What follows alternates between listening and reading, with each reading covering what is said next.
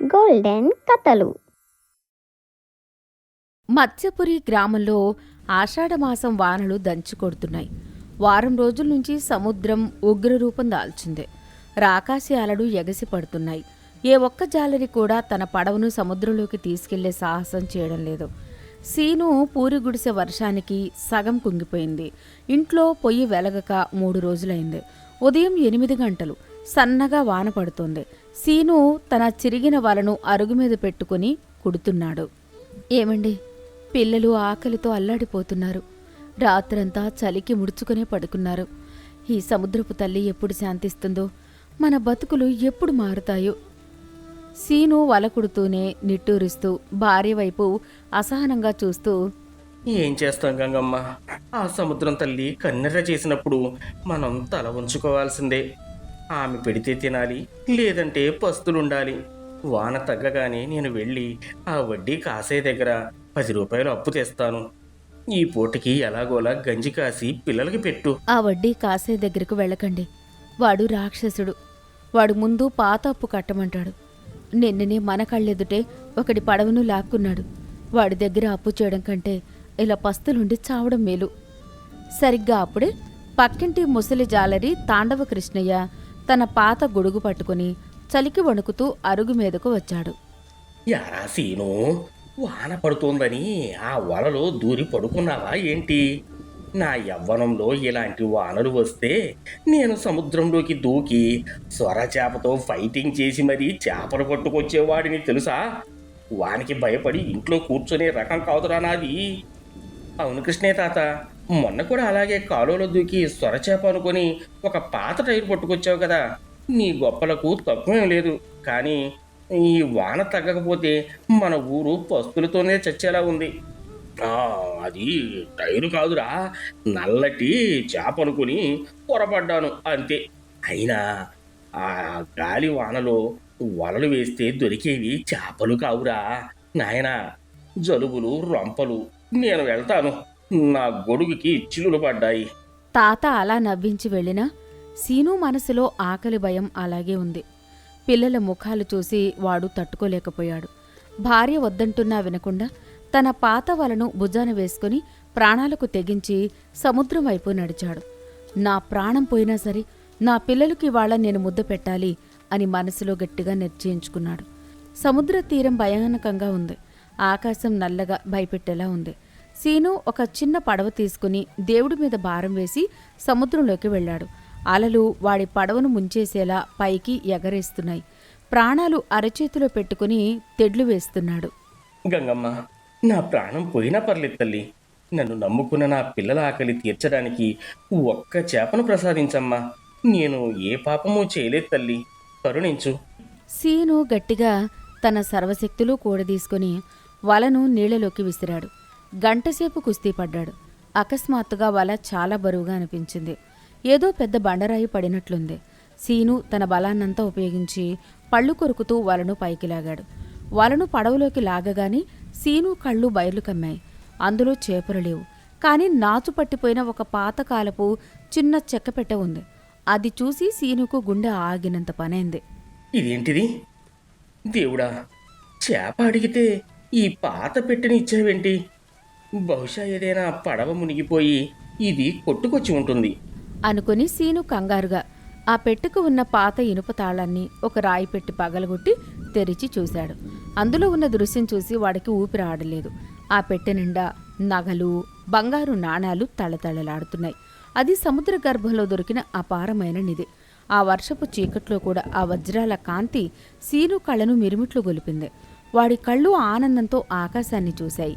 Scene పెట్టెను గట్టిగా గుండెలకు హత్తుకుని ఆనంద బాష్పాలతో ఏడుస్తూ, గంగమ్మ, ఇది నిజమేనా? నా కష్టాలు తీరిపోయాయా తల్లి? నా నిజాయితీని మెచ్చి నువ్వు ఇచ్చిన వరం కదమ్మా ఇది. ఈ ఒక్క నాణెం అమ్మితే నా బతుకు మారిపోతుంది. నా పిల్లలకు ఇక జీవితంలో ఆకలి లేదు. సీను ఆ పెట్టెను తన గోనె సంచిలో దాచుకుని వణుకుతున్న చేతులతో పడవను ఒడ్డుకు చేర్చాడు.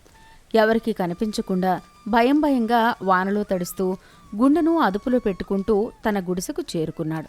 సీను తలుపు వేసుకుని గంగమ్మను పిలిచాడు. తడిసిన బట్టలతోనే వణుకుతూ ఆ పెట్టెను తెరిచి చూపించాడు. దీపం వెలుగులో ఆ బంగారు నాణాలు జిగేలుమన్నాయి. గంగ గొంతు తగ్గించి, అమ్మ బాబోయ్, ఏమండి, ఇవన్నీ ఏంటి? బంగారు నాణాలు! ఇవన్నీ మీకు ఎక్కడివి? ఎక్కడైనా దొంగతనం చేయలేదు కదా? దేవుడా, నాకు భయంగా ఉందండి. పిచ్చిదానా, నేను ప్రాణాలకు తెగించి వల వేస్తే సముద్రపు తల్లి నా నిజాయితీకి మెచ్చి ఈ నిధిని ప్రసాదించింది గంగమ్మ. దేవుడు మనల్ని కరుణించాడు. ఇక మన కష్టాలు గట్టెక్కినట్లే. కానీ ఏమండి, ఇంత పెద్ద నిధి మన దగ్గర ఉందని ఊళ్ళో వాళ్లకు తెలిస్తే మన ప్రాణాలకే ప్రమాదం. ముఖ్యంగా ఆ రాబందు వడ్డీ కాసయ్య కంటపడితే మనల్ని బతకనివ్వడు. వాడికి డబ్బు వాసన ఇట్టి తెలిసిపోతుంది. నువ్వు భయపడకు గంగా. నేను రేపు ఉదయాన్నే పట్నం వెళ్ళి ఇందులోంచి ఒక చిన్న బంగారు నాణెం అమ్మి మన అప్పులన్నీ తీర్చేసి పిల్లలకు సరుకులు తీసుకొస్తాను. అప్పటి వరకు దీన్ని పాత గోనె సంచుల కింద గుట్టుగా దాచిపెట్టు. సీను చెప్పినట్లే మరుసటి రోజు ఉదయం పట్నం వెళ్ళాడు.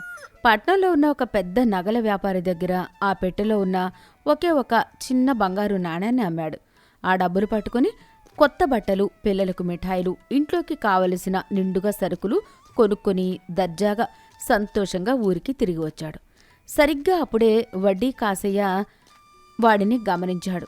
సీను నడకలో, ముఖంలో ఒకప్పటి పేదవాడి భయం, దీనత్వం లేవు. ఒక రకమైన ధీమా, సంతోషం ఉన్నాయి. చేతుల్లో సంచులు ఉన్నాయి. వడ్డీ కాసయ్య తన మనసులో, అదేంటి, నిన్నటిదాకా తినడానికి తిండి లేని సీనుగాడు ఈరోజు కొత్త బట్టలు వేసుకొని ఇన్ని సరుకులు పట్టుకుని వస్తున్నాడు. వీడికి ఒకేసారి ఇంత డబ్బు ఎక్కడి నుంచి వచ్చింది? పైగా వీడి ముఖంలో భయం లేదు. ఖచ్చితంగా వీడికి ఏదైనా గుప్తనిధి దొరికి ఉంటుంది. వీడి గుట్టు కనిపెట్టాలి. సీను సరుకులు ఇంట్లో పెట్టి నేరుగా వడ్డీ కాసయ్య ఇంటికే వెళ్ళాడు. కాసయ్య కూర్చుని లెక్కల పుస్తకం చూసుకుంటున్నాడు. కాసే గారు, ఏంట్రా సీను అలా అరుస్తున్నావు? నీ అప్పు సంగతి ఏమైంది? వడ్డీ కట్టమంటే ఇన్ని రోజులుగా దాక్కుని తిరుగుతున్నావు. ఇవాళ కొంపలైనా అమ్ముతావా ఏంటి? సీను నవ్వుతూ తన జేబులో నుంచి డబ్బులు తీసి కాసయ్యకు ఇచ్చాడు. లెక్క చూసుకోండి కాసే గారు. నేను మీకు కట్టాల్సిన అసలు 500, వడ్డీ చక్రవడ్డీ అన్నీ కలిపి ఒక 1000 రూపాయలు ఇందులో ఉన్నాయి. ఈ రోజుతో నా అప్పు తీరిపోయింది. ఒరే సీను, అసలు ఈ డబ్బులన్నీ నీకెక్కడివిరా? నిన్నటిదాకా గంజి తాగడానికి గతి లేదు అన్నావు. ఎక్కడైనా దొంగతనం చేశావా? దొంగతనం చేయాల్సిన కర్మ నాకెందుకు కాసే గారు? నా నిజాయితీకి, నా శ్రమకు ఆ దేవుడు ఒక బంగారు నాణెం ఇచ్చాడు. దాన్ని అమ్మితే వచ్చిన డబ్బులివి. వస్తాను కాసే గారు. సీను గర్వంగా నడుచుకుంటూ అక్కడి నుంచి వెళ్ళిపోయాడు. కాసయ్య బుర్ర పాడైపోయింది.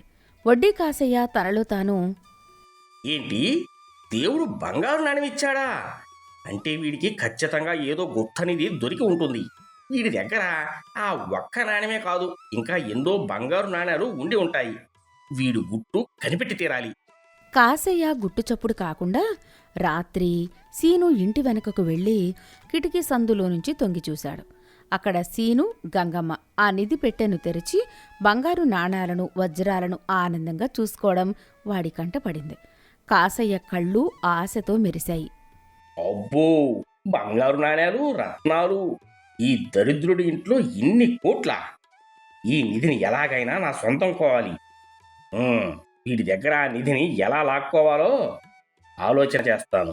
మరుసటి రోజు ఉదయం కాసయ్య తన మనుషులను తీసుకుని సీను పూరు గుడిసె ముందు వాలిపోయాడు.